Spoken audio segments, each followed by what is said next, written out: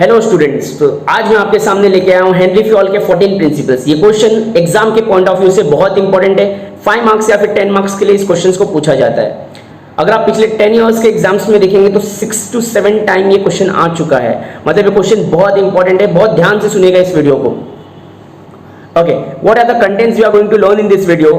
First we will learn the Henry Fayol's 14 principles of management with introduction, right? Now what do you mean by principles? Principles मतलब होते हैं सिद्धांत, the guidelines, the rules and regulation, the code of conducts.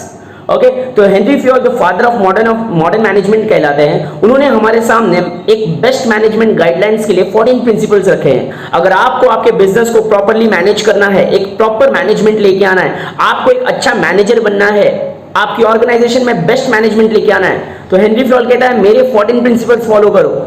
उनके 14 principles क्या कहते हैं हम देखते हैं। सबसे पहले हमें प्रिंसिपल्स के बारे में देखते हैं। प्रिंसिपल्स का मतलब क्या होता है? Principles are the fundamental truth. ये फंडामेंटल ट्रूथ इसलिए है क्योंकि ये जो प्रिंसिपल्स है ये सिर्फ सोच के बनाया हुआ नहीं है, ये एक्सपेरिमेंट किया हुआ, ये ऑब्जर्वेशन है। हेनरी फ्योल का ये ऑब्जर्वेशन है। जब ये ऑब्जर्वेशन उनका सक्सेसफुल हो गया तो उन्होंने उसके ऊपर प्रिंसिपल्स लिख दी। देखो, this principles are on the basis of observation and analysis by conducting experimental studies. ये एक्सपेरिमेंटल स्टडीज हुआ है, मतलब मैनेजमेंट ने जैसे लेबोरेटरी में टेस्ट करते हैं ना हर एक केमिकल्स और दवाई को, उसी तरह से एक एक प्रिंसिपल्स ये टेस्ट किए हुए, एक्सपेरिमेंट किए हुए, उसके बाद इसको प्रिंसिपल्स बनाया गया है। तो this principles are the fundamental truth. It establish the cause and effect relationship. हर एक प्रिंसिपल का कुछ ना कुछ बनाया, हर एक प्रिंसिपल जो बनाया उसका कुछ ना कुछ रीजन है, और उस प्रिंसिपल्स को जब आप अप्लाई करते हो तो उसका असर दिखता है। It serve as a guide, thought and actions. Therefore, management principles are the statements of fundamental truth based on logic which provides the guidelines to the managerial decisions making and actions. तो अगर आपको decision लेना है, actions लेना है, management best management decision लेना है, तो you have to follow the Henry Fayol's 14 principles guidelines. So let's move ahead. Henry Fayol's 14 principles. You can see here the 14 principle is mentioned here. 1, 2, 3, 4, 5, 6, 7, 8, 9, 10, 11, 12, 13, 14. 14 principles are there. Out of these 14 principles, you have to learn all these 14 principles because this question can be asked for the 5 marks or it can be asked for the 10 marks. तो अगर 10 mark के लिए question आएगा तो आपको पूरे के पूरे 14 प्रिंसिपल्स लिख के एक्सप्लेन करने हैं। मैं यहाँ पे कोशिश करूंगा आपको 14 प्रिंसिपल्स पूरा अच्छे से समझाने के लिए। तो सबसे पहला प्रिंसिपल से principle of division of work. According to Henry Fayol कहता है कि अगर आपको एक बेस्ट मैनेजमेंट चाहिए तो सबसे पहले आप अपने ऑर्गेनाइजेशन में काम का डिवीजन करो। According to Henry Fayol, the work should be divided into the organization according to the skill, talent, qualification and experience and capabilities of the employees. The work should be divided in the organization. जब काम को आप divide करोगे तभी आपको पता चलेगा कि कौन सा काम किसके लायक है और उसको कौन कर सकता है। अकॉर्डिंगली आप उनको ही प्लेसमेंट दोगे जो उस काम के लायक है, और अगर उसके लिए एम्प्लॉय नहीं है तो आपको नेक्स्ट फंक्शन परफॉर्म करना पड़ेगा, स्टाफिंग में आप जाके रिक्रूटमेंट और सिलेक्शन करोगे और ट्रेनिंग देके उस एम्प्लॉय को उस काम के लायक बनाओगे। बट उसके पहले आपको division of work is important. तो यहाँ पे क्या लिखा है देखिए, the work should be divided among individuals and groups to ensure that efforts and attentions are focused on special portion of the task. Fayol presented the work specialization as the best way to use the human resources को अगर best ऑप्टिममली आपको अगर इस्तेमाल करना है तो आपको काम का डिवीजन करना पड़ेगा। किसी भी एम्प्लॉय को वही काम दो जो उसको पसंद है, जिस काम के वो लायक है, जिसकी कैपेबिलिटीज उस काम से मैच करती है, वही काम दो। तो according to this principle the work should be divided into the organisation according to the skill, talent, qualification, experience of the employees. तो ये फर्स्ट प्रिंसिपल है। सेकंड प्रिंसिपल हमें क्या देता है, वो गाइडलाइन क्या बोलता है कि there should be a balance between authority and responsibility. Authority और रिस्पॉन्सिबिलिटी को प्रॉपर्ली डिफाइन करो। हेनरी फ्योल कहता है कि अथॉरिटी और रिस्पॉन्सिबिलिटी ये दो तराजू के पहलू है। अथॉरिटी किसी को बहुत ज्यादा मत दे दो और रिस्पॉन्सिबिलिटी भी किसी को बहुत ज्यादा मत दे दो। अगर अथॉरिटी एक्सीड होगा तो एम्प्लॉय मिसयूज करेगा उसका, बट अगर रिस्पॉन्सिबिलिटी एक्सीड होगा एक लिमिट से तो एम्प्लॉय फ्रस्ट्रेटेड हो जाएगा। तो according to this principle Henry Fayol states that there should be a balance between the authority and responsibility. If authority exceeds the manager will misuse it, and if responsibility exceeds the employee will feel frustrated and he will leave the job. तो किसी को इतनी ज्यादा authority मत दे दो कि वो misuse करे, और किसी को इतनी ज्यादा जिम्मेदारी मत दे दो कि फ्रस्ट्रेटेड हो जाए। तो हेनरी फ्योल बोलता है जिसको आप अथॉरिटी दे दो आप उसको इक्वली रिस्पॉन्सिबल भी करो। ओके, तो यहाँ पे क्या लिखा है, the contents of the authority and responsibilities are closely related. Authority was defined as Fayol as the right to give orders to and power to exact obedience. तो ऑर्गेनाइजेशन में सिर्फ जिम्मेदारियां नहीं, आपको अथॉरिटी भी देना है। रिस्पॉन्सिबिलिटीज इन्वॉल्व्स बीइंग अकाउंटेबल, आपको अथॉरिटी के साथ उनको रिस्पॉन्सिबिलिटीज भी देना है। जिस बंदे को आप अथॉरिटी दे रहे हो उन्हें अकाउंटेबल भी करो, उन्हें जिम्मेदारी भी ठहराओ, तभी वो काम अच्छे से कर पाएंगे। तो अगर आपको बेस्ट मैनेजमेंट आपके ऑर्गेनाइजेशन में लाना है तो ये गाइडलाइन है हेनरी फ्योल का कि make a balance between authority and responsibilities. The next principle, that is the third principal, is principle of discipline. The rules are made everywhere but it cannot be followed everywhere. Rules and regulations जो होते हैं organisations में बनते तो हर जगह पे हैं लेकिन हर जगह फॉलो नहीं होते। लेकिन हेनरी फ्योल क्या कहता है, अगर आपको अच्छा मैनेजमेंट लाना है तो डिसिप्लिन होना बहुत जरूरी है। तो according to this principle there should be a proper rules and regulations, code of conducts communicated to the people of the organization, and that rules and regulations needs to be followed by all the employees. The discipline should be followed and all employees should be committed to the rules and regulations. Okay, communication must be made, all persons should be accountable, integrated, passionate, respect, communication, diversity. Okay, तो यहाँ पे क्या लिखा है, successful organisation requires a common efforts of workers, penalty should be applied judicially to encourage this common effort. जैसे कि एक time decide किया है ऑर्गेनाइजेशन की, सुबह 10 बजे लॉग इन करना है, आपको 6 बजे लॉग आउट करना है, पूरे 8 आवर्स का ड्यूटी आपको करना है। तो दिस इज द डिसिप्लिन। अब ये डिसिप्लिन को जब कोई फॉलो करता है तो हम कहते हैं इस कंपनी का, इस बिजनेस का मैनेजमेंट बहुत अच्छा है, यहाँ पे प्रॉपर डिसिप्लिन फॉलो होता है। तो हेनरी फ्योल कहता है अगर आपको बेस्ट मैनेजमेंट लेके आना है तो there should be a proper discipline needs to be followed by all the employees. Unity of command, according to Henry Fayol, employee should receive order from one superior. An employee should receive order from one superior. If employee is receiving order from more than one superior, अगर वो एक से ज्यादा लोगों से अगर वो order receive कर रहा है तो कंफ्यूजन क्रिएट होगा और यहाँ पे काम अच्छे से नहीं होगा। तो हेनरी फ्योल बोल रहा है ये सही है, अब one person should receive order from only superior, in turn he should report to only one superior. If there will be more than one superior, if there will be two superior for one person, then it will be like too many cook spoil the soup. अगर एक employ के 2 boss होंगे तो दोनों boss उसको orders देंगे, दोनों boss उसको डायरेक्शन देंगे, दोनों का डायरेक्शन अलग अलग होगा। अब एम्प्लॉय यहाँ पे कंफ्यूज हो जाएगा और वो प्रॉपरली परफॉर्म नहीं कर पाएगा। इसका रीजन गलती एम्प्लॉय में नहीं है, गलती मैनेजमेंट में। और ये गलती सुधारने के लिए हमें हेनरी फ्योल बोलता है कि there should be a unity of command, a boss, there should be only one boss. देखो यहाँ पे क्या लिखा है, worker should receive order from only one manager, even he should report to only one manager. If there will be more than one manager, if there will be 2 manager, there will be a confusion and there will be a wastage, inefficiency. Next principle, that is the 5th principle, is unity of direction. According to Henry Fayol, direction means path or track should be given to all the employees, where to go, how to do a particular work. None of the employee, not even the single employee should be out of its track. Okay, everyone must be shown the target, the path, the direction. According to Henry Fayol कहता है कि organisations में काम करते हुए लोगों को सबको अपना गोल पता होना चाहिए कि हमें क्या अचीव करना है। अगर एम्प्लॉय को अपना गोल पता होगा तो वो डायरेक्टली हर एक काम अपने गोल को अचीव करने के लिए करेगा। तो according to Henry Fayol, direction should be given to all the employees, the entire organisation should be moving towards a common objective in a common direction. अगर एम्प्लॉय यहाँ हो या यहाँ हो, कहीं पे भी हो, लेकिन सबका गोल तो एक ही है ना। तो अगर कॉमन गोल होगा तो काम भी अच्छे से होगा। तो according to Henry Fayol, there should be unity of direction needs to be followed. Next principle is subordination of individual interest to general interest. Okay, Henry Fayol कहता है कि कोई भी ऑर्गेनाइजेशन में काम करता हुआ बंदा खुद के इंटरेस्ट के लिए पहले काम नहीं करना चाहिए, जनरल इंटरेस्ट पूरे ग्रुप और पूरे टीम के लिए, पूरे ऑर्गेनाइजेशन के लिए काम करना चाहिए। तो यहाँ पे क्या लिखा है, the interest of one person should not be priority over the interest of the organization as a whole. आप if you are the employee of the organization, you should work first for the organization then for your self.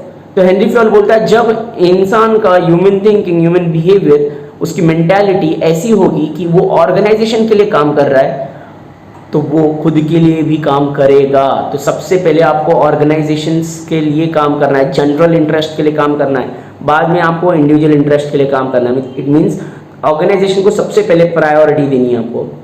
Next principle is principle of remuneration.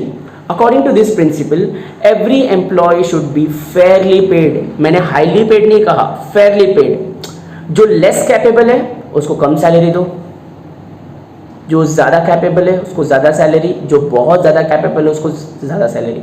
अगर सबको आप same salary दोगे तो यहाँ पे fair payment नहीं होगा, क्योंकि हर इंसान की capability, skill, talent, qualification, experience अलग अलग होती है। तो हर एम्प्लॉय को उनकी कैपेबिलिटीज़, उनके एक्सपीरियंस, उनके टैलेंट, उनके क्वालिफिकेशन के हिसाब से पेमेंट दो, ऐसा हेनरी फ्योल का कहना है। जो क्या लिखा है, many variables such as cost of living, supply of qualified personnel, general business condition, success of the business should be considered determining the workers rate of pay. Workers को जब आप वेजेस देते हो, wages that should be fair. Fair means according to the skill, talent, qualification, experience. Okay, next is principle of centralisation. Henry Fayol बोलता है कि आपका organisation कैसा है। अगर आपका ऑर्गेनाइजेशन छोटा है, फ्लैट है, छोटा सा है, तो सेंट्रलाइजेशन होना चाहिए, मतलब पावर एक ही के हाथ में होना चाहिए और वो सबको ऑर्डर देगा। बट अगर ऑर्गेनाइजेशन बड़ा है, if the organization is tall, तो power, authorities will be divided among the people. Okay, so here from one person the authority is divided among two, then from this two the authority will be divided among many people, and accordingly the organization performs very well.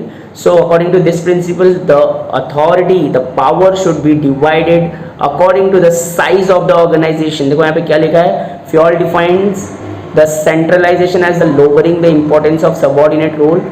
Decentralization is increasing the importance. The degree to which centralization or decentralization should be adopted depends upon the specific organization.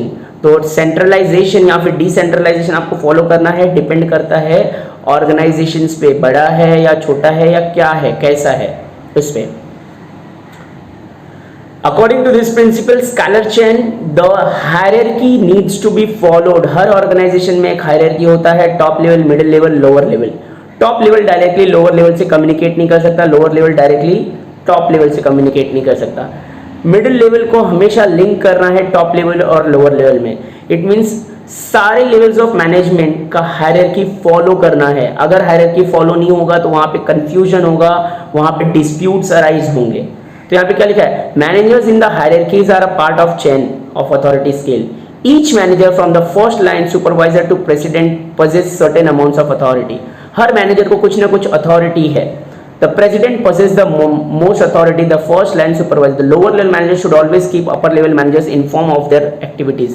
तो जो lower level के managers है, अगर इन्हें कुछ ऊपर request भेजना या सजेशंस देना है तो उनको मिडिल लेवल का हेल्प लेना चाहिए। It means according to Henry Fayol, hierarchy needs to be followed by all the managers in the organizations.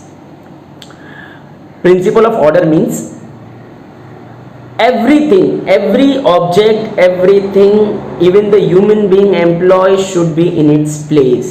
मतलब फैन फैन के जगह पे होना चाहिए, लाइट लाइट के जगह पे, चेयर चेयर के जगह पे, एम्प्लॉय एम्प्लॉय के जगह पे। अगर सारी चीज़ें इधर उधर रखी होगी, बुक बुक के रैक्स में नहीं रखे होंगे, है ना, डेस्क अगर डेस्क के जगह पे नहीं होगा, watch. Okay, according to this principle, principle of order, everything in the organization, that is the object, even the people, human resources, chair, watch, anything in the organization should be kept in its place. The flower should be in a flower pot. The watch should be on the wall. The chair should be on its place. The employee should be on its place. It means everything should be kept on its place.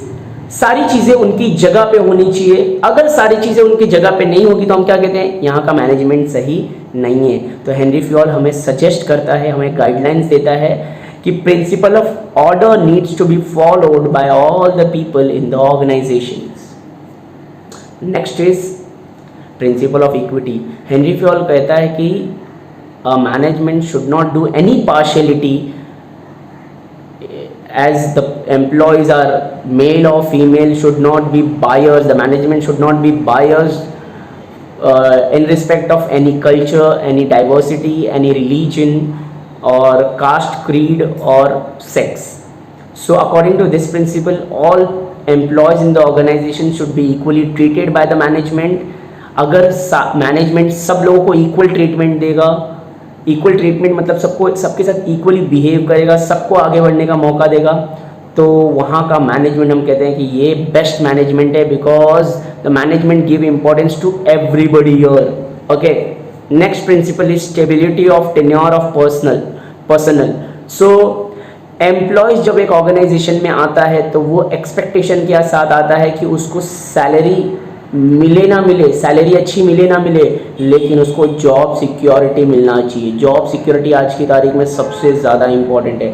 Job security मतलब once the person is inside the organization, that means he will be on that place till the retirement of his age. Retirement के as तक वो वहीं रहेगा, ये principal कहता है। Henry Fayol बोलता है कि give assurance to your employees that they are in the organization till their age of retirement. अगर उनको इनसिक्योरिटी फील होगा कि अगर हमें हमारा यंगर एज यूज़ करके ऑर्गेनाइजेशन 10 साल के बाद हमें निकाल देगी, तो कोई भी एम्प्लॉय दिल से काम नहीं करेगा। हेनरी फ्योल बोलता है ह्यूमन बिहेवियर पे इन्फ्लुएंस, उनका असर पड़ना चाहिए प्रिंसिपल्स का। तो हेनरी फ्योल कहता है कि अगर कोई भी एम्प्लॉय आपके ऑर्गेनाइजेशन में आप हायर कर रहे हो, give them job security, give them a assurance that they are not going to be fired by the organization until and unless that employee is willing and has done anything wrong. So according to this principle, assurance should be given to the employees that they are going to remain in the organization till their age of retirement. Next principle, the principle of initiatives. According to this principle, Henry Fayol says that every employee should be given an opportunity to come up with the new ideas and to get promoted to the higher post. मौका सबको देना है आगे बढ़ने का, initiative सबको देना है। कोई भी एम्प्लॉय ऐसा नहीं कहना चाहिए कि मुझे तो मौका ही नहीं मिला, नहीं तो मैं तो आगे बढ़ के दिखाता। इसीलिए management should take steps to encourage workers initiative. It means management should involve employees whether small और big should participate in the management. Employee management relationship improve करो, सबको मौका दो आगे बढ़ने का, इनिशिएटिव्स दो। तो देखो ये पर्सन सारे लोगों के बीच में निकल के आगे आ रहा है, दैट मीन्स मैनेजमेंट ने इसको इनिशिएटिव्स दिया है। Okay, and the last principle is principle of esprit de corps, that means the team work is important. Management should give importance to the union, management should give importance to the group, should give importance to the team. Management should always respect the feelings and thoughts of team. Management should encourage harmony and general good feelings among all employees. मतलब management individual employee को नहीं बल्कि team को important देना चाहिए, union को important देना चाहिए। अगर मैनेजमेंट टीम और यूनियन के अगेंस्ट हो जाएगी तो कभी ऑर्गेनाइजेशन सक्सेस नहीं कर सकता। तो ये हेनरी फ्योल के 14 प्रिंसिपल्स है जो आपके एग्जाम में पूछे जा सकते हैं 10 मार्क के लिए, और काफ़ी ज़्यादा इम्पॉर्टेंट और बहुत बार पूछे जाते हैं। तो एग्ज़ाम में आपको क्वेश्चन किस तरह से आएगा, ये क्वेश्चंस पूछेंगे, explain the 14 principles of management, Henry Fayol's 14 principles of management. अगर आपको क्वेश्चन आएगा 10 मार्क के लिए तो आपको इसको लिखना कैसे है, मीनिंग, इंट्रोडक्शन हेनरी फ्योल के बारे में, देन उसके प्रिंसिपल्स का इंट्रोडक्शन, उसके बाद अगर आप 14 प्रिंसिपल्स अच्छे से लिखते हो तो आपको 10 मार्क्स में से एटलीस्ट 9 या 9.5 मार्क्स आपको बोर्ड में मिल सकते हैं। तो इस वीडियो में इतना ही। नेक्स्ट वीडियो में आपको मैं FW टेलर के प्रिंसिपल्स भी बताऊंगा। Thank you.